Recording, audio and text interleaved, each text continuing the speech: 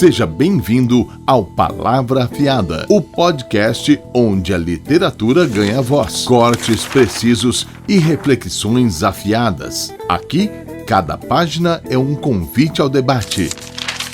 Cada frase carrega um impacto e cada episódio é um mergulho nas palavras que revelam um universo de palavras.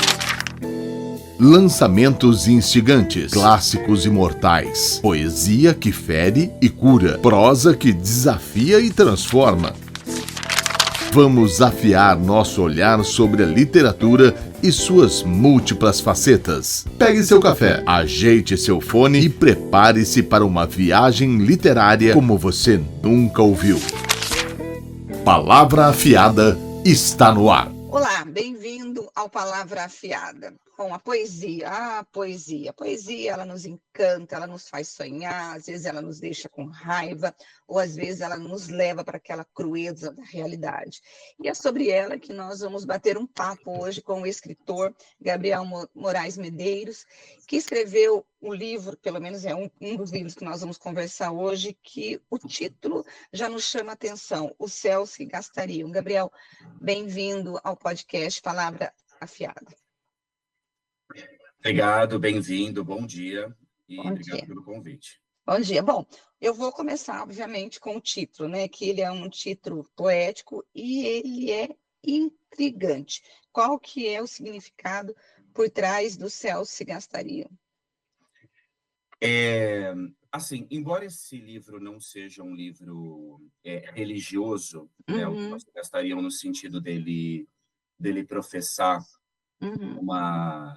uma crença, um dogma, o livro não é um livro religioso. Mas esse verso, ele é uma citação direta, né, do livro de Jó, se eu não me engano, na tradução da Bíblia de Jerusalém, e remete a um versículo que diz assim: tu me procurarás, eu não existirei mais, os céus se gastariam antes de ele despertar ou ser acordado de seu sono, né? Enquanto literatura, né, em termos de texto, de poética,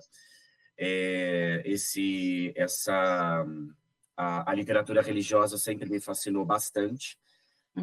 O Velho Testamento, o Novo Testamento, o Alcorão Sagrado, a mitologia dos orixás. Eu acho que a potência poética desses sistemas de representação, entre muitos outros, é de grande fascinação. E nesse recorte, né, o livro de Jó é bastante clássico para a tradição literária, né?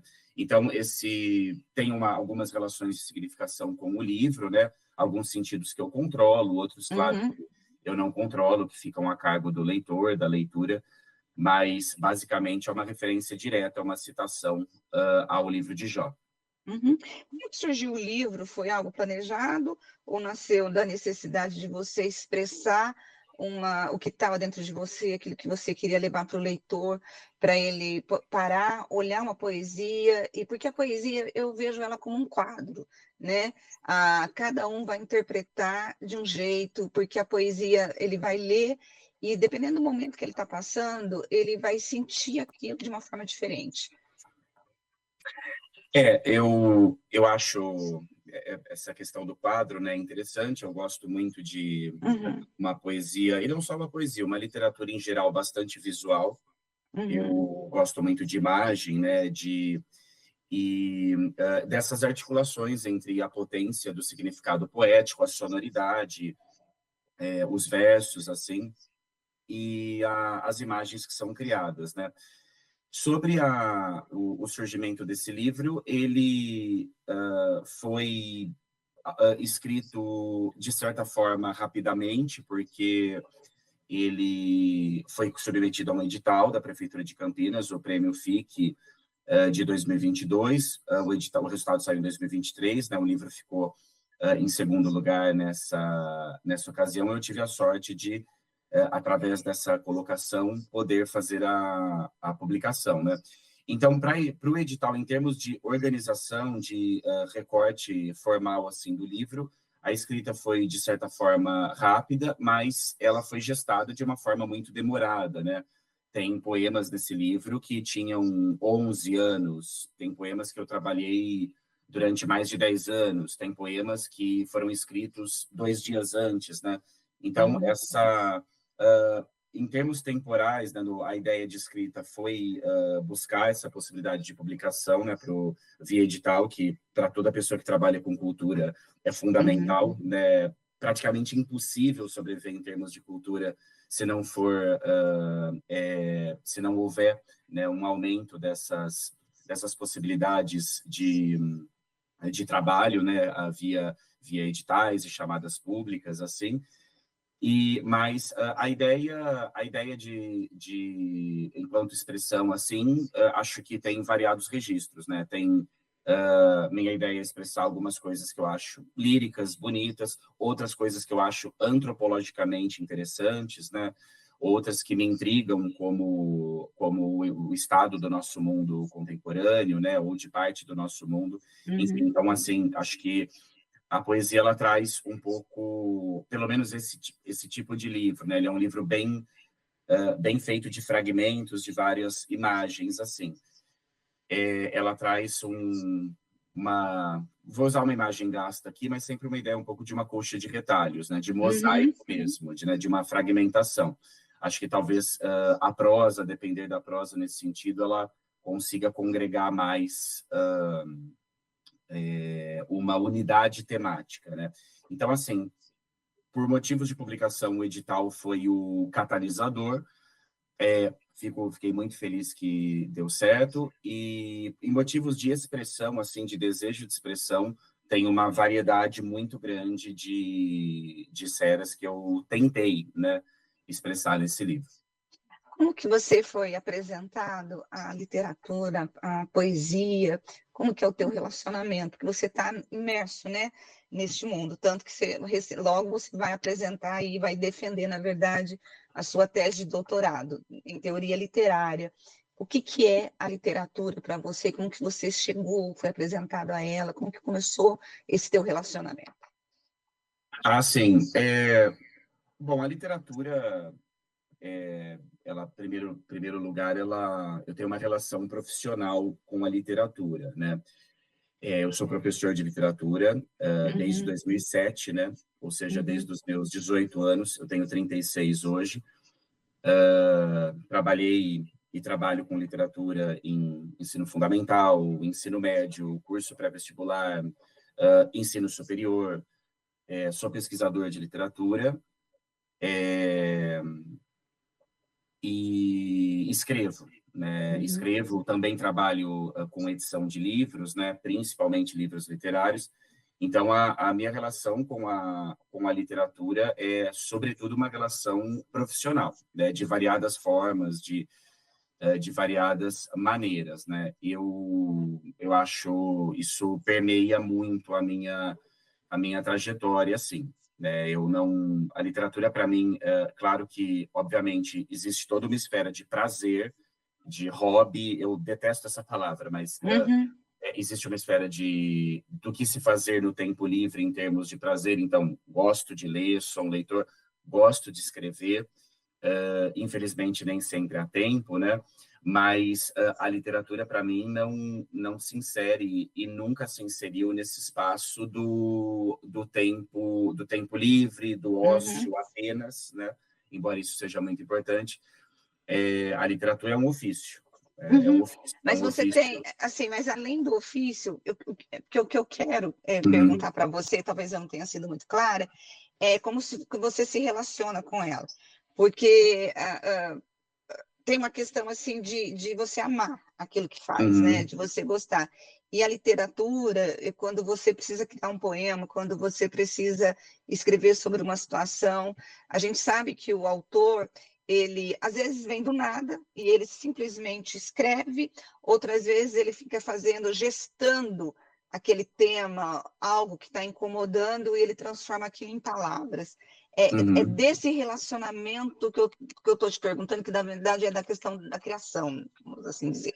Sim, do modo criativo. Antes, só responder algo que estava inicialmente na sua pergunta, que como foi o começo da minha relação com a literatura, né? Assim, eu tive a sorte, né, de crescer num ambiente com muitos livros, assim, um ambiente em que as pessoas gostavam de ler, e isso acho que favorece muito, né? Mas, ao mesmo tempo, o escritor que eu estudo, o pai dele, por exemplo, era analfabeto, né? Então, eu acho que gostar de ler não depende necessariamente de que você tenha um ambiente muito favorável à leitura, embora ajude, né? Sobre o processo criativo, né, Rose, o modo de escrever um poema, eu acho que, assim, há diferenças muito grandes, falando da minha experiência pessoal, muita gente discorda disso e tem outras maneiras, e está super bem. Mas eu acho que há uma diferença muito grande entre escrita de poesia e escrita de prosa. Uma diferença, inclusive, física, né? No processo criativo de escrita. Acho que foi nesse sentido a sua pergunta. O meu processo criativo de escrita, basicamente, ele é ligado à imagem, né? De certa maneira, a imagens dialéticas. Então, por exemplo, se eu vejo uma imagem que, por algum motivo, me atravessa, me decepciona, me assusta, me fascina, me faz fazer associações poéticas, eu deixo essa imagem anotada.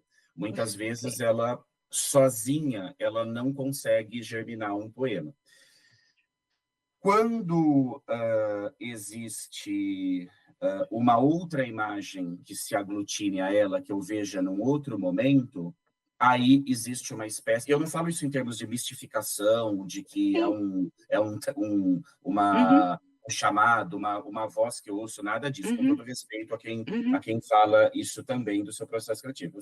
Simplesmente descrever o processo, é uma coisa bem racional, mas ligada ao sentimento. Quando eu vejo uma outra imagem que se associa, de certa maneira, a ela, eu faço um poema que une as duas coisas. Por exemplo, só para a gente não ficar no abstrato, o meu primeiro livro, que foi lançado em 2016, chamado Andrômaca 40 Semestres, que foi lançado pela Patuá, editora de São Paulo, eu sempre acompanhei muito o jornalismo esportivo, né? E sempre estudei notícias sobre torcidas organizadas, né? Aconteceu que num caso houve um episódio de violência policial entre torcedores do Cruzeiro e do Atlético Mineiro. Evidentemente, nem todos os torcedores organizados cometem violência, e nem todos os policiais envolvidos também, mas o fato é que em 2011, o poema de 2011, morreu um torcedor, uma história lamentável, assim. Um pouco depois, eu li uma notícia sobre a Ucrânia, e o primeiro poema do livro é um poema sobre guerra na Ucrânia, muito antes da guerra da Ucrânia, em 2022. Não estou dizendo que eu profetizei nada, não teria nada a ver isso, mas é só para ilustrar essa questão de duas imagens trágicas, né? Uma imagem ligada à Ucrânia, outra imagem ligada a algo muito desconectado, a uma outra tradição, uma outra esfera, um outro espaço-tempo, literalmente, que foi a briga de duas torcidas organizadas em Minas Gerais, e eu juntei as duas imagens e fiz o poema, né? Então, por algum motivo, essas imagens têm que ter sentido, né? Por exemplo, um outro exemplo que está no Céu se Gastaria, acho que isso fica, só para não me estender muito, fica muito nítido. Tem um poema no Céu se Gastariam que fala sobre um morador de rua que dorme na frente de uma esfirraria lacrada. E esse poema tem um corte, ele tem um espaço no meio dele. A segunda estrofe fala de uma pessoa no Google Meet com uma cama queen size atrás e um quarto solar, e daí eu só localizo aqui. Eu aproximo essas duas imagens que são paradoxais, né? Que são, infelizmente, comuns na nossa vida, mas que são paradoxais. Só para ler rapidamente como essas imagens visuais estão em registros próximos, elas não nasceram juntas no poema. Primeiro, em algum momento, eu reparei o sofrimento de uma pessoa ao relento, coisas que é tão comum, infelizmente, nas nossas cidades, e em algum outro momento, vendo algum podcast ou algum programa, vendo algum vídeo no YouTube, eu vi que a pessoa estava com a cama queen size atrás, estava falando no podcast. E o poema diz assim: a cama queen size flagrada pela tela do Meet num canto do teu quarto ensolarado. Habitação capturada pela câmera pelo Meetzinho e bem visível já que ao fundo não esfumaste. Ou a esteira do mendigo embaixo da marquise, o húmero apoiado na soleira de pedra porosa ensaboada, estriada por borrachas, por retas de borracha antiderrapante. O corpo feto, a omoplata na cela de ar, na frincha corredor de vicária demarcação, entre o portão de metal corrediço da esfirraria lacrada e o princípio da calçada, o limiar, da garra do poste de mercúrio azougue estalo azul, portanto fértil ao relento famélico. Duas cristalizações ultra expostas em distintas frequências, de espaços e de contraespaços devassáveis, onde adormecem tu e teu próximo. Então, esse poema mostra essas duas imagens, né? A poesia, para mim, é isso. A poesia, para mim, é a minha visão. Tem muitas outras possíveis, não tenho a pretensão de definir a parte de muito mais de 4.000 anos, muito mais de escrita, evidentemente, mas a poesia que me interessa é essa. Ela aproxima imagens dialéticas, ela aproxima imagens paradoxais, ela tem um forte apelo sonoro e visual, e assim ela opera. E gosto também de poesia tradicional, poesia rimada, metrificada, enfim, são essas duas, esse caso desse poema é um poema em verso livre, mas tem esses dois movimentos, né, da minha poesia. E como tem sido a recepção dos seus livros entre os leitores? Sim, essa é a pergunta, de fato, uma das perguntas mais importantes, né, pelo que eu falo assim. É muito difícil vender livros de poesia, né? É muito difícil ter isso. Eu falo publicamente em cursos. Não é uma opinião pessimista, mas é uma opinião de alguém que trabalha há 18 anos com literatura em diferentes frentes, né? É difícil vender livros na sala de aula quando tem um livro para o currículo ali e é um livro obrigatório, assim. É difícil vender livros como autor, é difícil vender livros. Então, eu abordo muito, às vezes, em oficinas, mini-cursos que eu dou ligado principalmente ao trabalho de edição, né?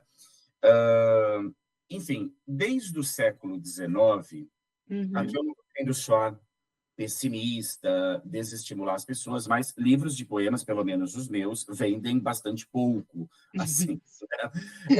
Não quero ser, assim, desestimulador, porque eu incentivo que se faça poesia, eu incentivo que se tente publicar. Eu acho que o mundo hoje, apesar de todos vários problemas, ele possibilita que uma pessoa consiga publicar o próprio livro ou consiga mais facilmente uma editora, coisa que quando eu era adolescente era quase impossível, né? Quase impossível mesmo. Então eu incentivo que as pessoas façam literatura e tudo, mas é muito complicado se a gente fizer poesia, a gente visar ao mercado. Acho que as estratégias têm que ser claras, né? Não que seja impossível, mas existe todo um registro científico, epistemológico, já bastante estabelecido, que, em comparação com a prosa, por exemplo, a poesia vende muito, muito, muito, muito pouco, né?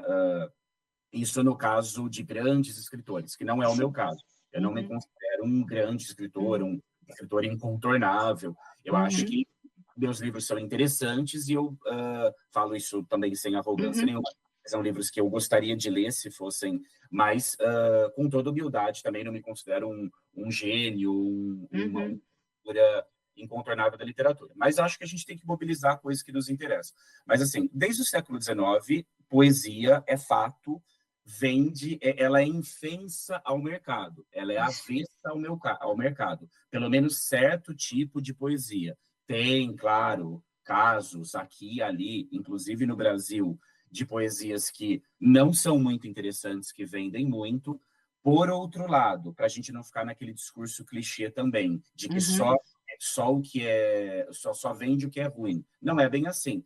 Tem alguns casos de poesia muito refinada, muito interessante, que vende bastante para termos brasileiros. Por exemplo, uma autora de quem eu gosto muito, que é a Mar Becker, autora de Sal, da Mulher Submersa. A Mar Becker teve um grande sucesso de vendas em sua poesia, e é uma poesia brilhante, né?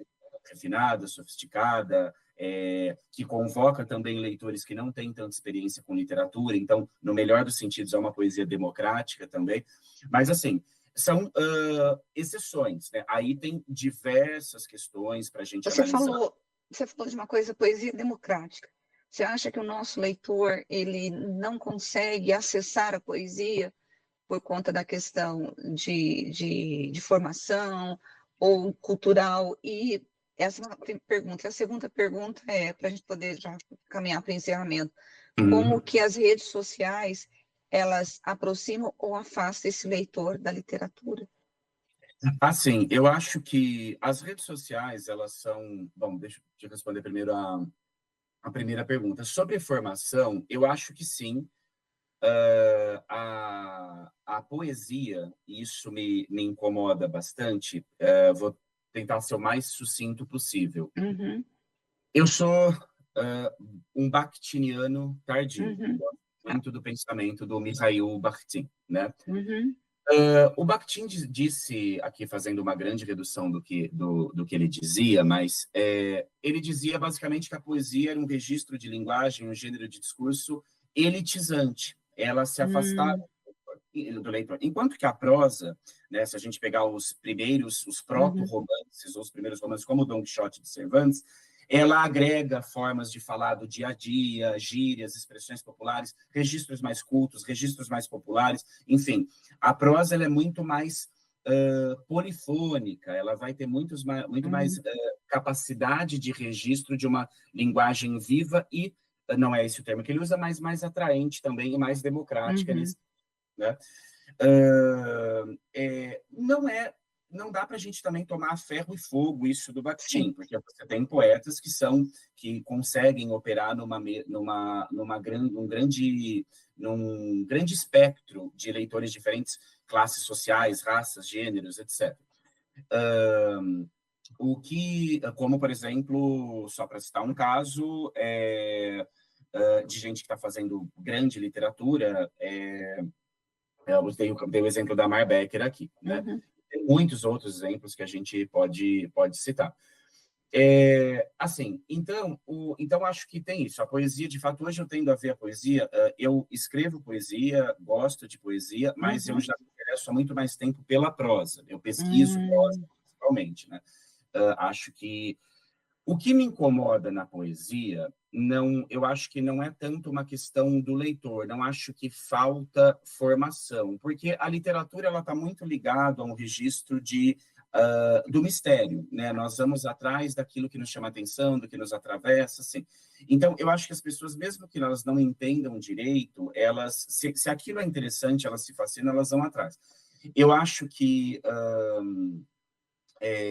o que me incomoda um pouco na poesia por exemplo, parece que existe um discurso de sofisticação que é um pouco forçado no meu entender. Eu acho que nós, escritores, não estou generalizando aqui, mas nós estamos repetindo alguns clichês vanguardistas que foram importantes para a sua época, devem ser estudados, mas que já são velhos há mais de 100 anos, né? Tem coisas velhas que são lindas, não é o que é o antigo que vai ser ruim, mas a função do novo, essa necessidade de ter que inventar algo, é até uma categoria bastante neoliberal e de mercado que muitas pessoas absorvem, né? Algumas pessoas fazem uma poesia, às vezes, absolutamente que parece muito inovadora e cheia de recursos técnicos e malabarismos, assim, quando o poema a fundo não se sustenta muito em termos de um poema interessante, né? Um poema que possa dizer algo para as massas, que acho que isso é muito importante, né? Ter leitores e tudo. Então, eu acho que tem esse aspecto por um lado. E, por fim, só para fechar a primeira pergunta e já responder a segunda das redes sociais, eu acho que também há um certo problema na formação, mas aí não é culpa das pessoas, do aluno jovem ali, etc. e tal, do fundamental, do médio. Eu acho que, em geral, se a gente pegar apostilas, materiais didáticos, os bons e os ruins, estou generalizando, então, claro que tem exceções, mas a gente tem que também estabelecer um critério para poder tentar analisar as coisas. Em geral, são sempre os mesmos poemas que aparecem. Se a gente pega, por exemplo, Cláudio Manuel da Costa, que é um autor fascinante, vai ser o mesmo trecho, o mesmo poema em diversas poesias diferentes, em diversas questões de prova diferentes. Por exemplo, Carolina Maria de Jesus, que é uma grande autora, uma fascinante. Às vezes, o que se traz da literatura dela, num contexto às vezes, um único trecho. Então, existe, às vezes, pouca variação e pouca expansão de um imaginário possível, né? Acho que, então, tem essa questão também. E a ideia da poesia é muito como decifração, né? As pessoas falam, então, eu não entendo nada de poesia. Eu queria, mas não entendo nada. As pessoas leem poesia com essa compartimentação mental de que algo precisa ser decifrado ali, quando, na verdade, não é assim. Às vezes é só uma sonoridade, às vezes é só uma imagem. Isso que foi interessante que você falou no começo sobre o quadro, né? É um quadro, assim, cada pessoa vai puxar. Não tem um sentido oculto, né, que o autor controle, assim, né? Então, não existe uma chave misteriosa. A gente pode interpretar, analisar, mas não pode ser um rito para iniciados a poesia. Eu acho que assim, a gente tem que ter responsabilidade pelo conhecimento, assim, de procurar estudar os poetas, as poetas, é da nossa profissão, né? Isso é do amor ao ofício, né? Que isso deve surgir, né? Um bom jornalista é também um estudioso de jornalismo, um bom jogador de futebol é um estudioso de futebol. Um bom motorista de ônibus se interessa por trânsito, enfim. Um bom escritor tem que se interessar por literatura, né? Então, acho que isso faz parte mesmo, né? Mas não pode haver uma clave mistificante, né? A literatura como algo inacessível, né? Como um segredo por trás. E sobre a segunda pergunta, a das redes sociais, eu acho que, assim, as redes sociais, elas dinamizam demais a literatura. Eu abordo muito isso eu acho que ainda estou pensando sobre isso, porque as redes sociais alteram completamente a nossa relação com o mundo, né? Eu estou terminando de ler agora A Máquina do Caos, do Max, que é um livro absolutamente indispensável, né? E a literatura é muito afetada por isso, né? Por exemplo, é muito diferente dar aula de literatura em 2012, já existia Facebook, por exemplo, mas não era tão hegemônico, e dar aula de literatura em 2016, 17, 2024, 25. Por exemplo, muito mais gente gosta de literatura, muito mais gente se interessa, etc. e tal. No entanto, as coisas são sempre dialéticas. As redes sociais têm coisas boas, mas também tem coisas terríveis, abomináveis e tudo, né? Por exemplo, as fake news, etc. e tal. Então, o que eu acho, dialeticamente falando, que houve um grande ganho em termos de as redes sociais conseguiram ativar por afeto toda uma massa, não só de adolescentes, mas de adultos, de idosos, de pessoas de meia idade, que se interessam por literatura ou passaram a se interessar por literatura. Um poema, às vezes, a pessoa nunca... Drummond, que coisa chata, mas a pessoa vê o print lá no Instagram, às vezes... Um trechinho, né? Um trechinho. Exatamente. Então, isso é muito legal, né? Por outro lado, há uma perda nesse processo também, né? Não perda no sentido fatalista, meu Deus, estamos em decadência, uma degeneração, nada disso, né? Mas uma perda no seguinte sentido: a poesia ela se torna mais, vou usar uma palavra, um neologismo sonoramente horroroso aqui, mais slogamática, né? É mais baseada no slogan, muito mais no poema curto, muito mais num poema muito próximo a uma palavra de ordem, né? Eu acho, então, assim, um poema para passeata, não que isso não seja importante, isso tem toda uma função, mas... ela tem endereço certo, é isso. Ela tem endereço certo. E outra coisa, eu acho que, assim, a literatura, parte do jogo fascinante da literatura é ter camadas de simbologias possíveis. É isso. Por exemplo, se a gente pensar no Bertolt Brecht, por exemplo, ele era um escritor bastante ligado a uma causa, mas a literatura dele tem camadas de profundidade, ela não se reduz a um Ela slogan. dialoga com várias pessoas, com várias esferas, fala de vários assuntos. Exato, isso. perfeito. Tem toda uma tradição, né? O próprio, se a gente pensar, por exemplo, fora do registro da literatura, citei uma pessoa de esquerda, você está uma pessoa conservadora agora, o Freud. Freud não era um escritor literário, mas escrevia tão poeticamente, tão literariamente, muitas vezes, né? A gente lê O Mal-Estar da Civilização, algo absolutamente maravilhoso. Maravilhoso. Então, eu acho que, assim, o texto literário, não que ele tenha que ser um segredo indecifrável, mas eu também não acho que ele deve sempre se reduzir ao slogan, né? Então, uma das características de uma poesia muito determinada pela viralização, pelo Instagram, é uma poesia mais imediatista que tem poucas camadas de interpretação. Então, por exemplo, XYZ, e isso não está certo, não. Esse é o poema, vamos supor. Né? Blá, blá, blá, blá, isso não está certo, não. Daí 80 mil curtidas. Legal, aplaudo, sucesso e tudo, mas a interpretação desse poema, de um poema desse, é praticamente tautológica. O que esse poema quer dizer? Isso não está certo, não. Né? Enfim, às vezes numa passeata, numa manifestação, numa mobilização para aprovação de um projeto de lei, por exemplo, aquele gênero tem muita importância. Mas se a gente também pensa que a poesia é apenas isso, eu acho que há uma perda, né? Uma perda lúdica, inclusive, uma perda de prazer do texto, né? Por isso, eu acho sempre importante a gente estudar, ler bastante, ler os vivos, ler os mortos, isso, ler os velhos, ler os jovens, né? Ler tudo, né? Exatamente. Gabriel, O problema só o dente. Bom, eu não sei se você quer acrescentar mais alguma coisa em relação ao teu livro, assim, que eu deixei de perguntar, porque eu sempre deixo esse espaço para o autor, né? Caso você queira falar algo para o nosso ouvinte. E primeiro, eu já vou, antes de você falar, onde encontrar o teu livro?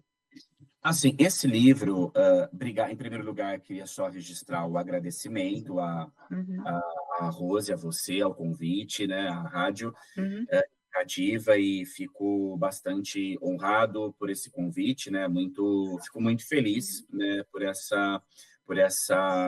uma oportunidade de poder falar sobre literatura. É sempre um grande prazer. Eu irei embora aqui se puder. Eu também. E agradeço ao Marcos também pela assessoria e pela gentileza e seriedade do trabalho de vocês, né? O Céu se Gastariam, ele foi um livro publicado mediante edital, e o projeto quando eu propus esse projeto, os exemplares eram distribuídos gratuitamente, né? Os exemplares físicos já estão esgotados, foram 500 exemplares, mas o livro pode ser baixado gratuitamente na página da Ofícios Terrestres Edições. Posso só fazer um disclaimer sobre isso? Pode, por favor. Vou colocar no chat aqui. Instagram, Ofícios Terrestres Edições, que é a editora na qual eu trabalho. Então, eu sou editor e que publicou esse livro pelo Edinaldo Fick, né, de Campinas. Foi muito importante para meu trabalho como escritor. Então, tá ali no link da bio, você pode baixar o PDF, tem outro livro para baixar junto ali gratuitamente. Só fazer um disclaimer que é o seguinte, né? Porque, às vezes, a gente fala, olha, meu livro está disponível gratuitamente, vem alguém e ataca e fala, meu Deus, que desrespeito ao trabalho de escritores, e a gente precisa, vem o cara e dá o livro de graça. Então, só isso, eu sempre considerei, assim, bastante injusta, né, essa abordagem, etc. e tal. Eu também trabalho, eu também preciso da venda de direitos autorais, né? Eu trabalho também como editor, né? Sempre eu tento contemplar o máximo possível os autores que eu trabalho com direitos autorais, e acho que venda de livro é coisa séria. Só que a questão é a seguinte: nós também temos um exercício de cidadania, de política, de ética e de acessibilidade pelo livro. Esse livro é uma valorização também do trabalho do escritor, porque houve um edital público que me possibilitou que eu publicasse esse livro, E eu achei, sim, o escopo desse projeto absolutamente importante que ele tivesse disponível gratuitamente, porque a gente fala tanto... Eu já trabalhei em diversas salas de aula, né, em diversas... com diversas pessoas diferentes, de origens diferentes, e a acessibilidade do livro é uma questão, sim. Então, eu acho que não é porque eu faço um livro que, neste caso, isso foi distribuído gratuitamente, que eu estou desrespeitando o trabalho, que é também o meu trabalho de escritor. Acho um pouco injusta essa colocação. E também não acho que todo escritor que consegue uma possibilidade de financiamento para o seu livro precise vender gratuitamente. Essa foi uma escolha minha dentro de uma realidade que eu vivia. Outros livros meus, por exemplo, acabei de lançar um livro de crítica, esse livro está à venda por um valor. Então, enfim, é só esse disclaimer que eu acho importante fazer, porque senão tem gente que fala, meu Deus, está de graça, isso desvaloriza. Eu não concordo com essa análise, porque há um texto por trás disso, tá bom? Gabriel, muito obrigada pelo bate-papo, foi maravilhoso. Agradecer você, te desejar sorte aí na defesa do seu tese de doutorado. Amém, obrigado. Porque imagino que a jornada que você já passou já foi muito exaustiva, agora vai ser a defesa e finalizar, né? Exatamente, muito obrigado, né? Foi, sim, muito cabelo branco, muita barba branca desses 4 anos, mas foi também muita alegria, muito prazer, né? Muita felicidade por poder estudar, né? Então, foi um grande privilégio também. Então, agradeço mais uma vez e parabéns pelo trabalho, Rose, longa vida ao seu projeto, ao seu trabalho e tudo de melhor aí para você, tá bom? Depois, se você puder só me avisar como que eu posso compartilhar, assim... Eu mando para você, tá bom? Beijo para você, obrigada. Tchau, tchau. Até mais. Tchau, tchau.